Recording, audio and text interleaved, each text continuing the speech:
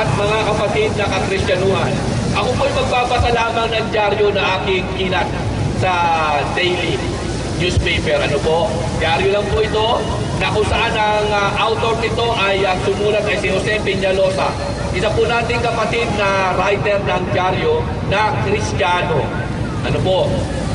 Dyaryo lang po ito. Pakinggan nyo lang po ito dahil marami pong mga manggagaling dito na tanong na dito nyo kukunin ang sagot. Lalo na sa mga estudyante na nag-aaral, ano po, makinig ang mabuti, mas maganda makapag-take down note kayo. Magbabasa lang po muna ako. Ang title po ng aking babasahin ay Philippine Islamic History na binuo buod ni Jose N. Peñalosa. Ganito po ang nilalaman ng kanyang tabloid na sinulat. Nang dumating si Magellan sa Limasawa noong Marso 16, 1521, ang Pilipinas ay isa ng bansang Islamiko. Mayorya sa populasyon ng bansang ito ay mga Muslim. At ito ay isang katotohanan na kasaysayan ng ating bansa. Nang dumating si Legazpi na pumalit kay Magellan, at ang pumatay naman kay Magellan ay si Dato Lapu-Lapu, ang dato ng Cebu na isang Muslim. Nagulat siya sapagkat ang nadatnan ni Miguel Lopez de Legazpi sa ating bansa ay mga Muslim, lalo na ang mga Batanggenyo, binanggit po dito, ang mga Kapampangan, ang mga taga Mindoro, Panay, Catanduanes, Cebu, kaya yung mga ambon sa Ibo dyan, mga Cebuano, Bohol, Samar, Manila, Palawan, paliban pa sa solidong Mindanao at ang isla ng Sulod. Ito ay hindi pwedeng tanggihan ni numan sa ating kasaysayan. Ang Islam ay nakarating sa atin noong ika-13 siglo sa pamamagitan ng isang Arabong misyonaryo na si Sharif Maktoum. Ang una niya napuntahan ay ang Sulu, na kung saan ito ay sa tubig indangan, at siya ay nakapagtayo doon ng isang mosque o masjid, at yan ay nandoon pa rin sa tubig indangan, Simonol Island. At pagkatapos niya noong 1390, dumating naman si Raja Baginda at ipinagpatuloy ang trabaho ni Sharif Maktoum. At dumating din naman ay isa pang Arab misyonaryo noong 1450 at ang pangasawa naman niya si Princess Parimusuli, ang kasalukuyang prinsesa ng Sulu ng mga panahon niyon. Matapos na maitatag ang pamayanan ng Islam sa Sulu, ang mga Muslim ay tumungo naman sa Maguindanao, sa Kabungsuan, noong 1475. At naging asawa ni Sharif Kabungsuan ang prinsesa ng Maguindanao. Pagkaraan niya ay dumating naman ang 10 dato ng Borneo na pinamumunuan ni Dato Puti.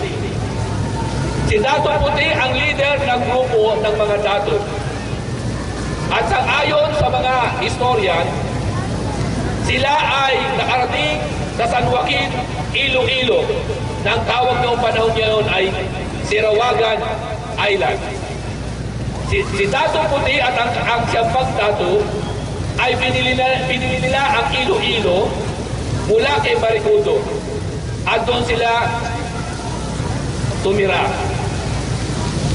Pagkatapos yan, sila Dato Valenzuela, Dato Dumangas ay naglakbay naman papunta ng Ilagang, Luzon, at sila ay nanirahan sa Batangas, sa Luzon. Si Dumangsil naman, Dato Puti, ay bumalik sa Borneo, pero bago sila bumalik ay dumaan muna sila sa Mindoro at nanatili sila ng ilang taon sa Palawan. Noong Hulyo 3, 1571, ang mga Kastila ay naglunsad na isang madugong digmaan laban sa mga Muslim na pinamumunuan ni Raha Sulaiman, ang kasalukuyang hari nung dumating si Miguel Lopez de Legazpi. Nakipaglaban ng puspusan si Raha Sulaiman sa mga mapanakop ng mga dayuhan, ngunit wala siyang nagawa laban sa mga baril at kanyon ng mga dayuhan. Kaya siya ay mismong napatay. Ang pumalit naman sa kanya ay ang kanyang pinsan na si Raha Lacandula. Ipinagpatuloy ni Raha Lacandula ang pakikipaglaban laban sa mga Kastila, ngunit talagang wala silang kakayahan.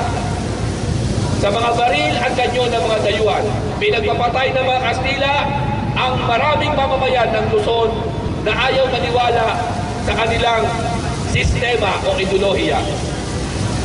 At ang mga mahihina na may mga takot ay niyakap na kagad ang paniniwalang dala ng mga Kastila na paniniwalang Kristyanismo. Ngunit ang mga matatapang na Muslim ay patuloy na nakipaglaban. Umatras lamang sila hanggang sila ay makarating ng Mindanao. At doon nila ay pinagpatuloy ang pakikipaglaban hanggang sa katapusan ng pamahalaan ng Kastila.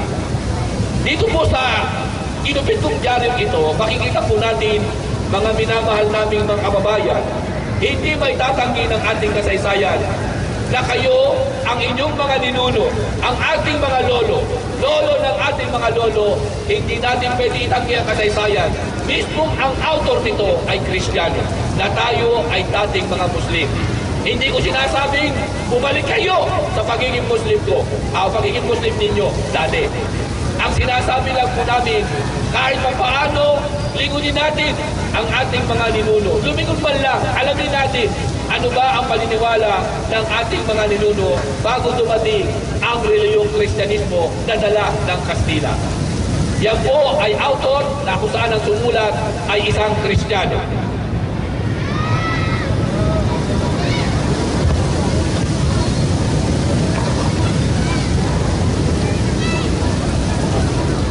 Yung pong binasa kong dyaryo, makikita po natin, ito ay pinatutuhanan ng aklat na ginagamit sa lahat ng eskwelahan ng high school, lalo na po sa Maynila, lalo na mga pribadong eskwelahan na mga high school na eskwelahan. Ang aklat na sinulat ng isa na namang Kristiyano. Ito po yung aklat na ginagamit natin noon. Hanggang sa kasalukuyan, ang aklat na ginagamit ng mga mag-aaral ng high school sa history. Ang isinulat ni Teodoro Agoncillo. Ayan, nagamit natin to sa pag-aaral. Hanggang ngayon ginagamit ito. Isang Kristiyanong author. Ano po ang sinasabi ng aklat na ito patungkol sa kasaysayan ng ating bansa? Pakinggan niyo po sa page 23 ng aklat na ito. Page 23, pangalawang taluntod. Ganito po ang pagkakasabi.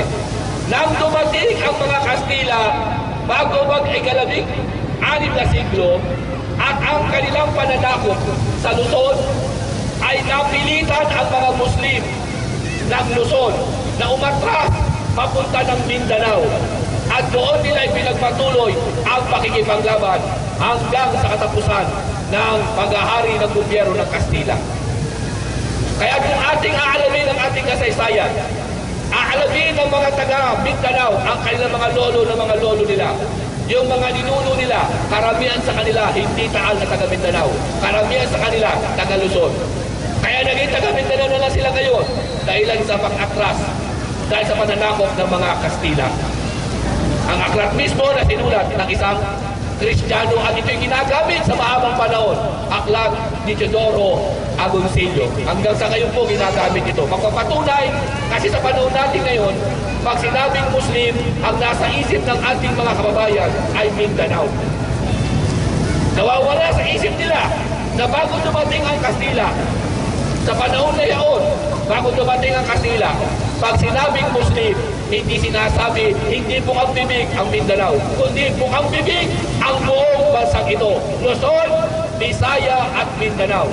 Kaya lamang ngayon, sa panahon natin ngayon, pag sinabing Muslim, nasa Mindanao, dahil nga sa kasaysayan ng pag-atras nila sa mga mapanakop na dayuhan. Itong Luzon ang kauna-unahang sinakop ng Kastila at sinunod naman nila ang Bisaya sa Mindanao, nabigo sila sapagkat sa Mindanao nagpatuloy ang pakikipaglaban sa loob ng 385 years na pagsusumikap ng mga Kastila na mananakop na sakupin ng bansang ito.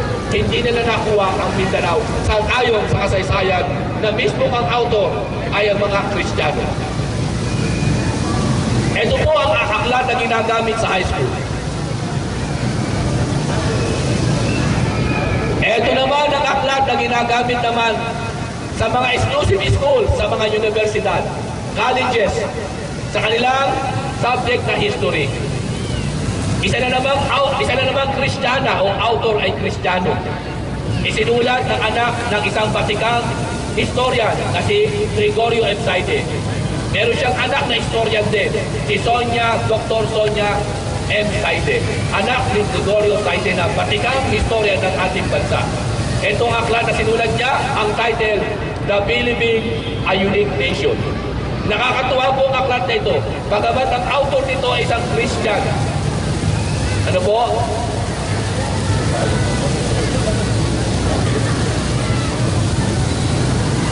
So makikita niyo dito mga minamahal kong mga kababayan. Bagamat this book is an author by the Christian, you will read in this portion the true and fact history of our country that nobody could deny. Even a single Filipino could not deny it that our country before is an Islamic country. Who testify it? It is the Christian itself or themselves. Even the book that they built, even the book that they authored, it was testified that this country before is an Islamic country. So nobody could deny it. No single Filipino could deny it. Because, can you imagine, it is the Christian himself, themselves, who wrote this book. What is the content of this book? Ano po ang nilalaman ng aklat na ito? Pakinggan niyo po mga minamahal kong mga kapatid. Ano nakalagay dito? Sa page 146 nakalagay mismo, Islam in the Philippines. Ano nakalagay? Ang salitang Moro ay mga katawagan na itinawag ng mga Kastila sa mga Muslim. Nang dumating ang mga mapanakop na Kastila, nang dumating ang mga mapanakop na Kastila, sila ay nasurpresa. They were surprised sapagkat ang nalatnan nila ng mamamayan ng bansang ito ay mga Muslim. Saan? Mindanao, Sulu, Mindoro, Manila, Pampanga. Raha Sulaiman, may abakit mismo, Raha Sulaiman, ang hari na ang isang hari ang pinamumunuan niya isang Islamikong bansa. Sa page 148 ng aklat na ito, The Philippines, a Unique Nation, ano nakalagay dito mga kababayan? Nang dumating si Legazpi noong 1571, ang Manila at ang Tondo ay isa ng Muslim na kaharian. Napakarami ring Muslim saan? Batangas, Pampanga, Mindoro, Catanduanes, na katulad ng Mindanao at Sulu. Sinong author? Christian. Isang patunay lamang. This is to give you the proof that truly that we are Muslim before, my beloved Christian brothers and sisters. Now is a time for you just only to awake yourself, just only to review our history before it's too late. I-review lang natin, lingunin natin ang ating kasaysayan. Bago man lang sana tayo ay pumanaw, malaman natin na tayo pala ay mga dating Muslim. At panahon na para malaman natin ano ba ang paniniwala ng ating mga ninuno. Bago sila naging Kristiyano, na siyang nadatnan ko ngayon. Na siyang nadatnan nyo ngayon. Bakit tayo naging Kristiyano? Ano yung kanilang reliyong pinaniniwalaan? Ang reliyong kanilang pinaniniwalaan, hindi natin may tatanggi, bukang bibig natin sa eskwelahan. Pag nababanggit ang Muslim, pinag-aaralan natin ang kanilang reliyon. Ang reliyon na kanilang katawagan sa kanilang reliyon ay ang tinatawag na Islam.